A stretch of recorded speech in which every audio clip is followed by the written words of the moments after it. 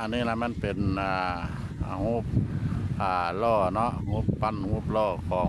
พญาศรีโคตรแต่ว่าผู้คนเนาะเพิ่นก็ได้มากราบมาไหว้มาคารวะบูชาเนาะมาทางตั้งแขวงนะเพราะว่าฮอดมือมันแท้ละมันก็สิอ่าอดเนาะสิอดเพราะว่าพี่น้องชื่อนั้นเพราะว่าฮอดมือมันแท้ละคนหลายเพิ่นก็ได้มาเพิ่นก็ได้มาก้อนบางเทื่อก็มาแต่ประเทศเพื่อนบ้านเนาะประเทศไทยแต่ละจังหวัดแต่ละอย่างเพิ่นก็โอ้ยไปทางใดก็เห็นแต่รถตู้ท่องเที่ยวชาวเพื่อนบ้านเฮาเนาะเพิ่นมากราบมาไหว้พญาศรีโคตรสิ่งศักดิ์สิทธิ์อยู่ในสถานที่วัดพระธาตุศรีโคตรบูรณ์นี่แหละเนาะตอนแรกก็ว่านั่นก็ไปอยู่ในประเทศลาวทั่วประเทศลาวก็มีหม้องเดียวนี่แหละพญาศรีโคตรพญาศรีโคตรมีอายุแขวงกำมวนเนี่ยอันนี้แหละทางเฒ่าทางแก่ทางออกตนญาติโยมเพิ่นเนาะ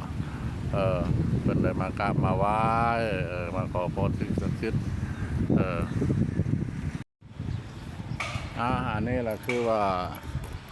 อายุข้างเด้อทางวัดเนาะผ่านมาปีผ่านมาแล้วแถวๆนี้แหละเพิ่นเฮ็ดอันนี้แหละเนาะเพิ่นเฮ็ดอันนั้นบนนั่นวงดนตรีเนาะวงดนตรีวันขายเครื่องขายของแต่ปีนี้เพิ่นได้สร้างประตูโค้งขึ้นในนี้เด้อนี่ละเป็นเฮ็ดนะคือซีเมนต์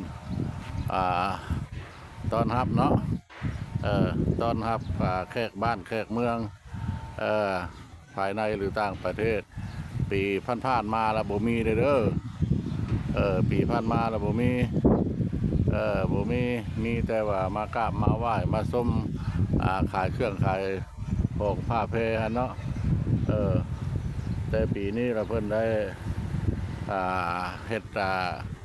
งานไม้เนาะเป็นเฮ็ดเป็นประตูโขงโอ้ยสวยสดงดงามมีอย่างมีขึงมีคุบเนาะมีหุ่นแบบนี้ล่ะสิเข้าไปเบิ่ง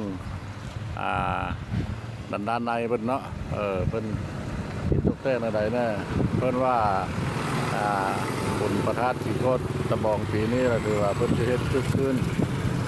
ใหญ่โตมโหฬารเด้อผมเคยมีมาก่อนเนาะ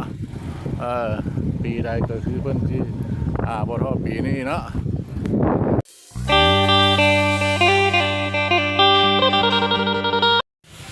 ทุกสบายดี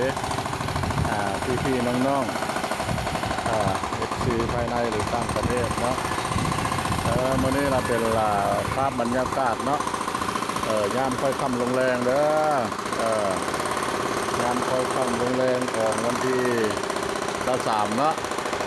เดือน3เดือน1ลาวนี่ก็ประมาณ4 โมงทางประมาณพะเลาะละได้มาเลาะมาเที่ยวลิ้นเนาะเก็บภาพบรรยากาศอยู่แคมป์ของ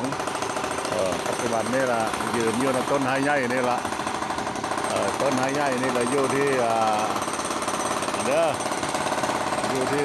น้ำพุติดกับตะลิ่งของนี่แหละเนาะคือทางคนแล้วก็ประเทศต้นบ้านเนาะแต่ว่าที่ไปคนละไปลิ้นไปเที่ยวพาท่านผู้ชมไปเบิ่งการก้าเกียมงานบุญเพิ่นเนาะงานบุญมนัสพระธาตุศรีโคตรตะบองเฮาเนาะเพิ่นเฮ็ดอย่างแม่ตกแต่งอย่างแล้วเนาะไปเบิ่งพร้อมกันเลยตามพ่อบ้านพ่อเลาะไปเลยเด้อเพิ่นละสิไปฮอดพระธาตุศรีโคตรตะบองเนาะกำลังอยู่แคมป์ของสิมุ่งหน้าไปพุ่นละกำลังขับรถมอเตอร์ไซค์รถจักรไปเนาะอันนี้เราแคมป์ปากหัวจะคามเด้อฮอตกระโตหัวจะคามเพื่อเฮ็ดเดินนั้นจักรพื้นก้อนอะไรเนาะก้อนมุนๆแบบนั้นเนาะอันนี้แหละคือรถกดจักรเป็นเนาะเป็นได้เฮ็ดเพื่อนเพิ่นละตั้งแต่ ทางลงท่าบักเนาะป่านนี้ยังบ่แล้วอยู่มันใช้เวลาหลายเดือนเนาะปีนี้อาจจะแล้วหรือบ่แล้วตกแล้วนี่ก็เลยมันบ่แม่นธรรมดาเนาะเอามาฮอดวันเด้อกำแพงวัดพระธาตุศรีโคตรตะบองแล้วนี่แหละของบรรดาพวกที่ว่าสีกาเกี่ยมมาขายเครื่องขายของเนาะในงานทาสนี่แหละก็ใกล้จอหม้อเป็นเข้ามาแล้วเนาะเพิ่นว่าทุกคนเลยสิได้เริ่มมาเล่นมาเที่ยวแต่วันที่26เนาะของเดือนหนึ่งปี2026แต่ว่ามือแท้แล้วมันเป็นมือวันที่2เดือน2เด้อนี่แหละคือห้างร้าน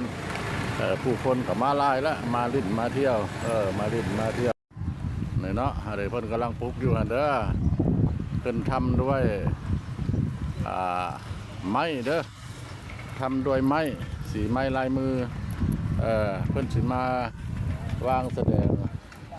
เนาะสแมนตาเบิ้งเลยวางแสดงขายเครื่องหัตถกรรมเนาะสีไม้ลายมือของคนลาวเนี่ยอันนี้มันเป็นเด้อเป็นกระดงเครื่องอันนั้นเรากระดงพัดเข้าเด้อกระดงพัดเข้าเพื่อที่เฮ็ดต้อนรับเนาะให้แขกต่างดาวเข้าต่างไก่ผู้บ่เคยเห็นแล้วมาเห็นแบบว่าฮีตคองประเพณีของคนลาวเฮาสมัยตะกี้ตะก้อนเพิ่นก็ยังบ่ได้ปะได้ไรเนาะเพิ่นยังบ่ได้ปะได้ไรยังอนุรักษ์รักษาบทเขตละวงเขตต่างๆเลยมันอยู่รอบนอกคุณเขตนี้แหละเพิ่นสงวนบ่ได้มีคนขายเครื่องขายอย่างเด้ออันนี้คือว่าเข้ามาพาท่านผู้ชมเข้ามาเบิ่งทางด้านในเด้อในกำแพงอยู่ต้นหน้าพระธาตุเนาะอยู่ต้นหน้าพระธาตุอยู่ต้นหน้าโบสถ์เนาะการมันลาวห้องก็เป็นสิมนี่ละโอ้เพิ่นก็อนุรักษ์หญ้าเนี่ยเนาะเพิ่นตัดแล้วก็รดน้ำเสียสดงดงามทางในวัดเด้อทางในวัดเด้อทางรอบนอกนี่แหละมันกระบอนว่างแสดงขายสินค้าแล้วมันเต็มแล้ว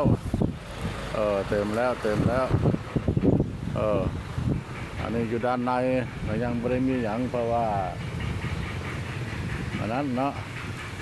เพราะว่าบ่ทันได้ฮอดมื้อเนาะบ่ทันได้ฮอดมื้อบ่ทันได้ฮอดยามแต่คนแล้วมันเต็มแล้วทางนอกเนาะแต่เดี๋ยวว่าถ้าเจ้าเข้ามาแล้วเพิ่นเฮ็ดอย่างนี้เลยเพิ่นสิขายไปจังหั่นนะเห็นแต่มีแต่เครื่องหัตถกรรมคือว่าเห็นกันกระดงเครื่องเห็นนั่นนะอันนี้คือมันกรุ๊ปบรรดากรุ๊ปเพิ่นนี่เนาะกรุ๊ปกระดงเครื่องดอกไม้ที่มันของนายสร้างเพิ่นเนาะของนายสร้างเพิ่นสิมาสร้างอันนี้ล่ะตามเบิ่งนะเอา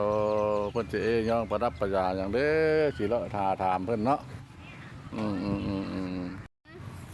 อันนี้ครับวันเขาขอถามเจ้าเด้ออันเพิ่นสิลงเครื่องไปยังเฮ็ดกว้างขวางแบบนี้ฮะเพิ่นอันนั้นอยู่นี่มันเป็นสถานที่อันนั้นเป็นเวทีเขาประกวดโดยฟอนมีคับล่ำได้ให้ผู้ชมเขาว่านั่งกินนั่งส้มได้มีค่าใส่ใจโดยโอ้โดยบ่แม่นเนาะเป็นอาหารว่าบ่แม่นเนาะเจ้าเราสิมาอันเช้าแบบว่าขายเครื่องหัตถกรรมกับบ่แม่นเนาะเป็นเวทีแบบว่าพื้นบ้านพื้นเมืองเฮานี่เนาะโดยมาแต่ทางใดเนาะนครหลวงเจ้านครหลวงโดยอันนี้แม่นของพระอาจารย์โดยแม่ละแต่เก้าแล้วเพราะว่าบางอย่างจังถามแล้วบ่เคยเห็นแบบนี้นะบ่เคยมี มาปีนี้บัดแป๊กนะก็ได้ยินอยู่เพิ่นว่าปีนี้สิเฮ็ดใหญ่มโหฬารนะใหญ่ตัวมโหฬารว่าก็บ่เคยมีมาก่อนนะโดยค่อยคิดว่า อันแต่เจ้าละแบบว่ามาอันเศร้ามาอย่างนี้ป้าแต่จะเสียเงินหลายเนาะว่าเศร้ากว้างแท้เนี่ยว่าโดย ปีนี้ โดยโอ้โดย โดยขายใหญ่ โดย ปีไก่นี่แม่นเพิ่นให้ จักปีใดแต่ค่อยนางน้อยมาก็ขาก็เห็นปีนี้อันแปลกแบบนี้ฮะโดยนครหลวงแล้วมีทุกปีแล้วเนาะ อันนั้นอยู่นครหลวงหันแม่นอันนั้น ย่านว่าใคร มันก็มีทุกปีคือบุญนั้นผัดหลวงหัน โดยอันนี้ล่ะบ่ยังบ่ทันได้กลับเด้อบ่ทันได้กลับเมื่อยังถ่ายรอบอันนี้เนาะตามห้างห้านให้ค่าซาวขายเพิ่นล่ะบ่ทันได้ฮอดมือฮอดยามเนาะแต่เพิ่นได้ มาหลายแล้วโอ้โห